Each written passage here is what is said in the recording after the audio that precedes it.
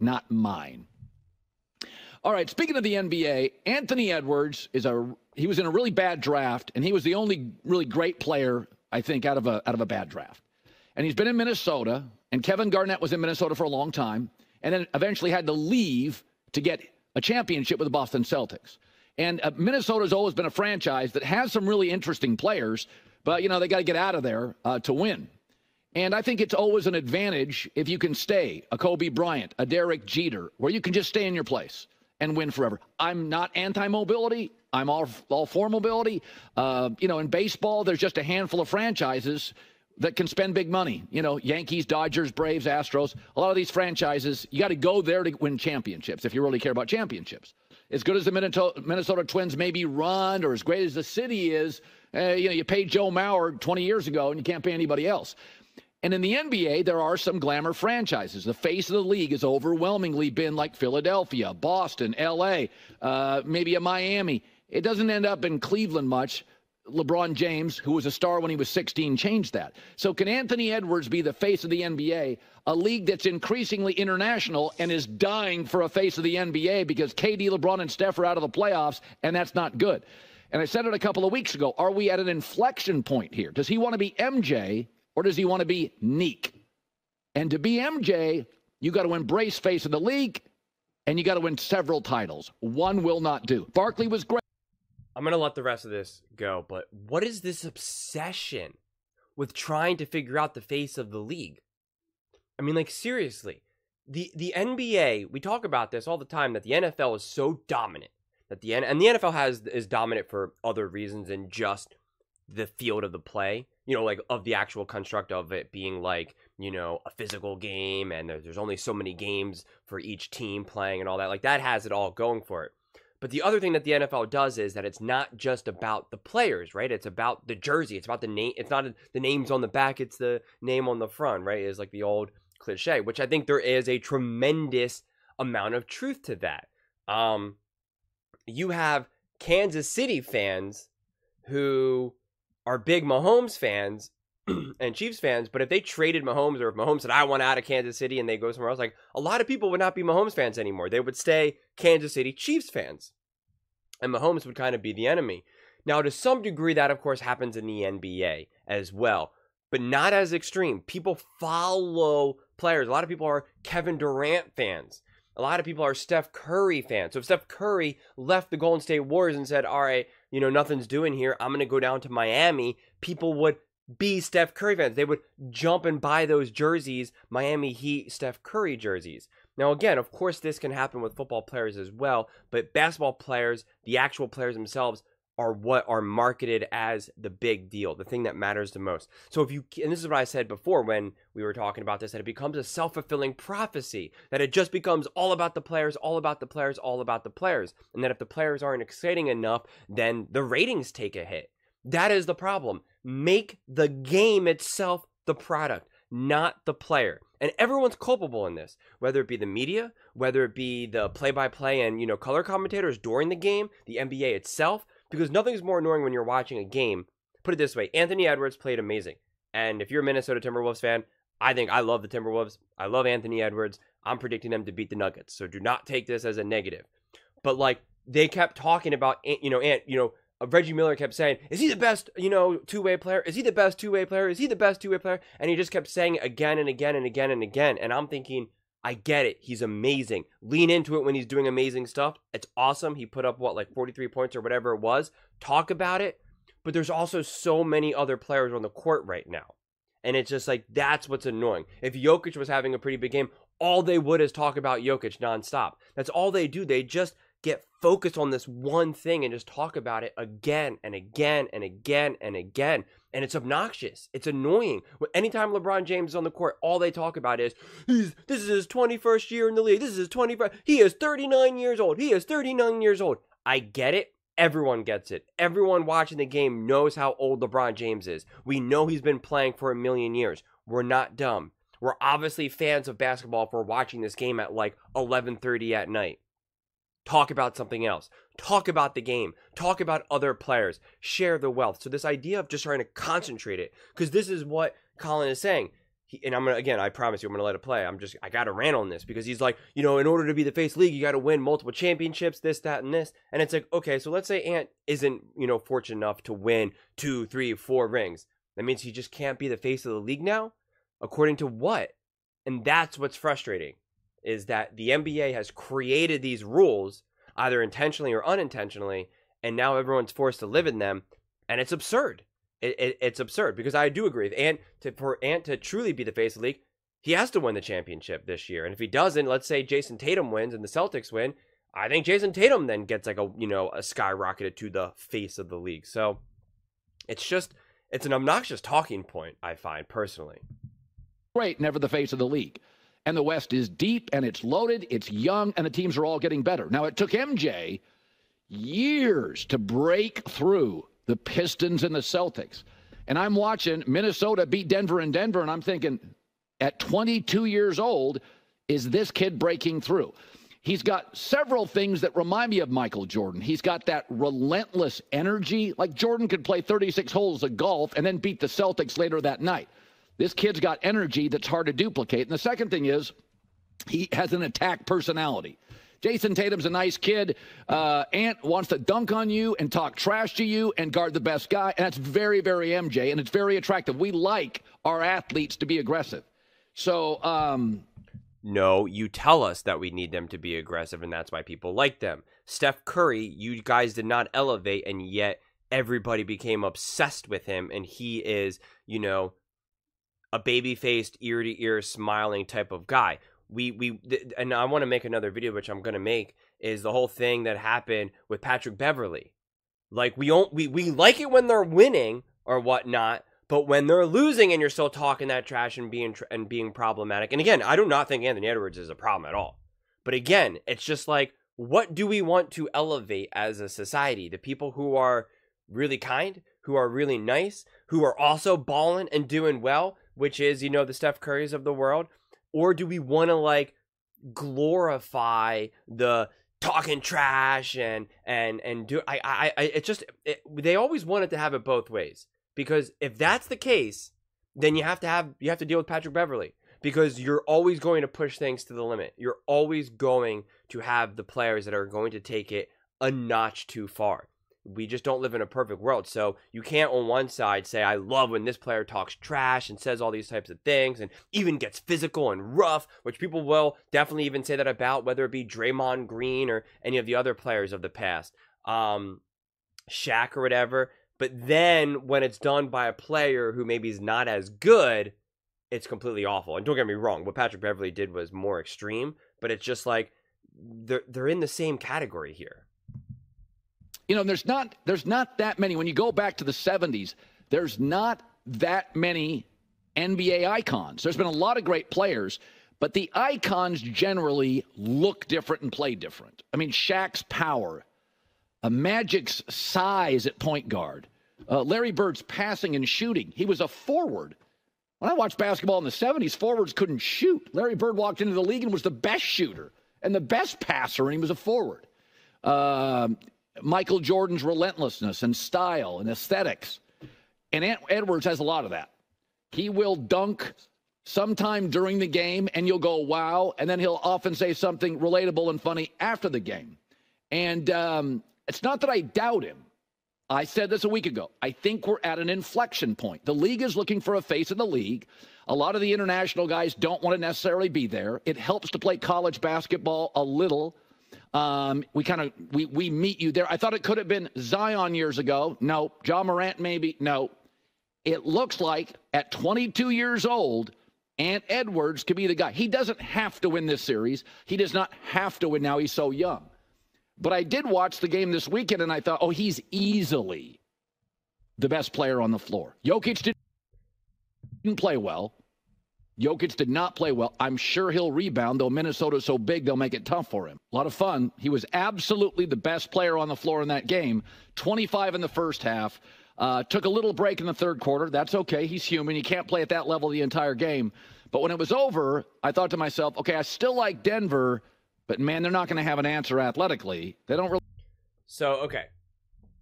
Well, and I agree. I mean, I do think that the Minnesota Timberwolves win this.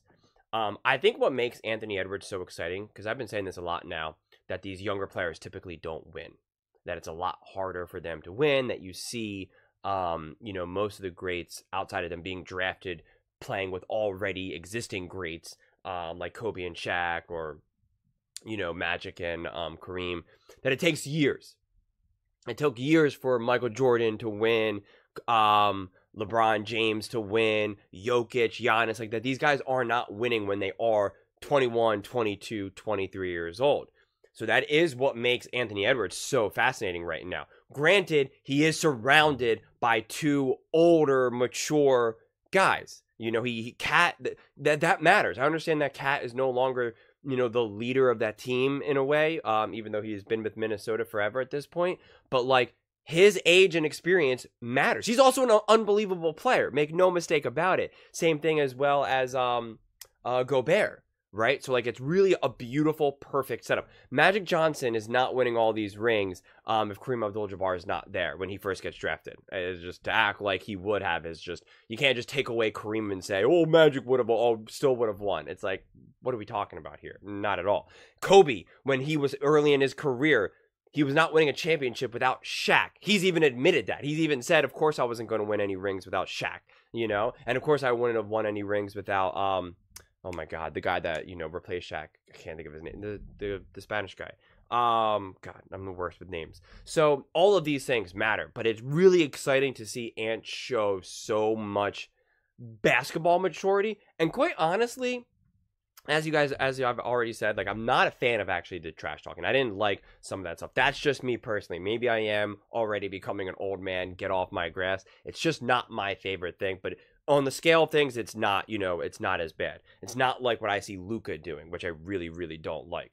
But what Ant did show, which was tremendous maturity, was that he got fouled so blatantly.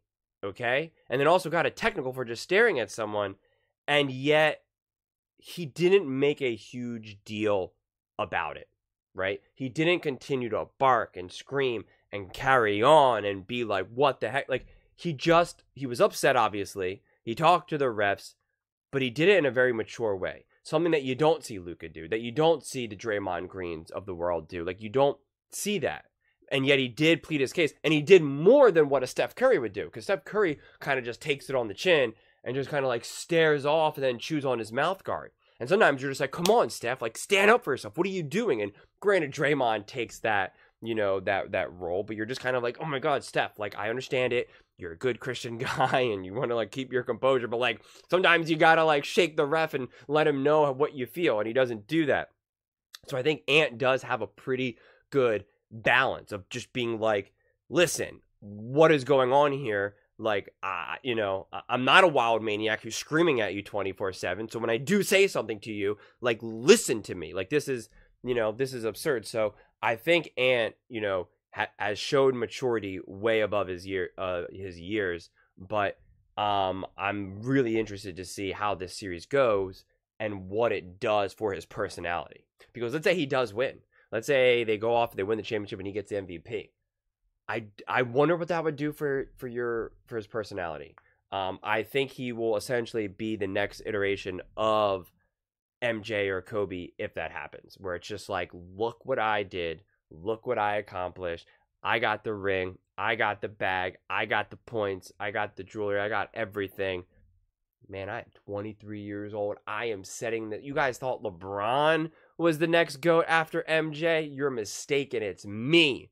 And I just like, that's if he wins this year, because it'll be you have such success so early.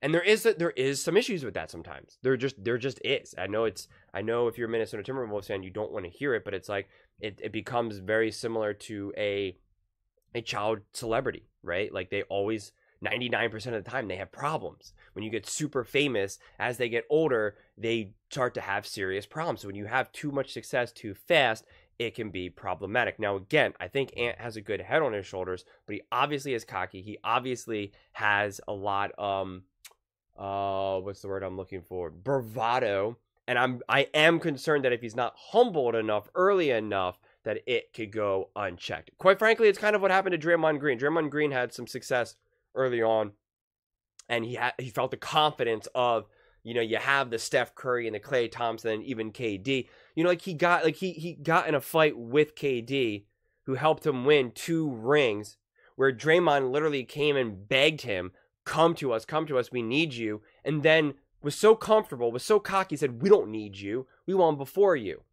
That's a problem to me. That's not showing humility. That's not showing honesty.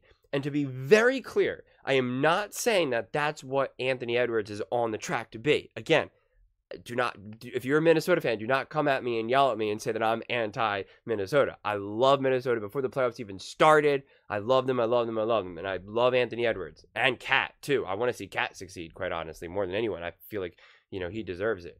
So this is not me trying to just yank down, Ant. It's just like me trying to just wave a yellow flag of caution, of just like, this is great, and I think that he's going to have wild success, but I just want to see things going in a more positive direction, because I want, I think the league was in a better place when Steph Curry is the face of the league rather than someone who has more of a ruthless mentality. And you could see it. You could see more kids getting involved, more parents getting involved, more joy, more both, mothers and stuff. Like, to me, it made for a more fun, positive experience league rather than what Colin is trying to say of like being more ruthless and dunking on you and showing you up and talking trash. Like, I don't think that leads always to a positive direction, personally. And again, it's not that I'm against those things, because I was talking about it with my friend. It's fun when you're watching. It's kind of like a WWE, and you do like to watch these players get mad at each other. Like, I'm not saying that I just want everyone just to be shaking hands and, hugging and singing Kumbaya. That's not what I'm saying either, because it's fun to root against the people who are talking trash or beating your team, and you're like, oh my God, I just want them to lose so badly, and they keep winning. Like, that is fun, and that builds up to it.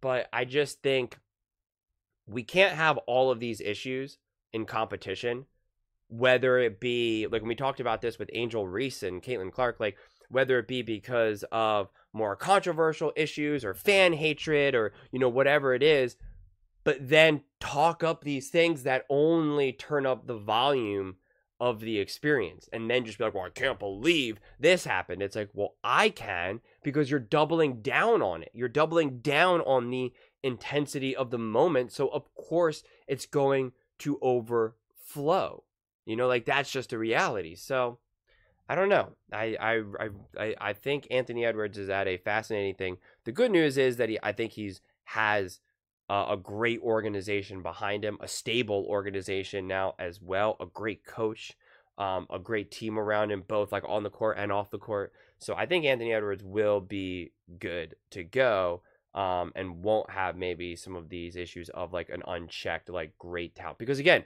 put it this way. This is how I know, if you followed me to the very end, this is how I know what I'm saying is correct. Kobe Bryant admitted he was wrong. Kobe Bryant in a follow-up interview admitted that I was young and immature, and I thought that I could do these things by myself. I thought that I didn't need a Shaq, that I didn't need, I still can't think of his name. He has a brother too, Gasol. Oh my God, Jesus. At least I figured it out. And so, he admitted it. He admitted, like, yeah, man, like I was not mature enough. So then that's Kobe Bryant looking back on his career after he had already retired. So that's the thing. I don't want to see Ant go that route where he has to now regret some of his personality, what he thought, because there is a real chance that, like, let's say he does win the MVP and he's just like, I don't need Cat. I don't need Gobert. Like, it's me. It's me that did all this. And I don't want to see that happen. I don't. I want, I want to see, just the success and have it be stable. So those are just my thoughts. I would absolutely love to hear yours. What do you think about Ant? Do you think he was the best player on the court? Do you think that the Timberwolves can actually beat the Denver Nuggets? Let me know in the comments below. I read every single comment, so whether you agree with me or disagree with me, either way, let's get in some discussions, let's get in some fights, but ultimately, let's just have some fun. And please do consider subscribing. We are building an amazing community here, and I would absolutely love to see you part of it. I want to build something that we all genuinely feel connected to, something that we're really excited to be part of, and I think we're well on our way to doing it. And please don't forget to give this video a thumbs up, as it really does help with the visibility and the algorithm. Thank you so much, and see you next time.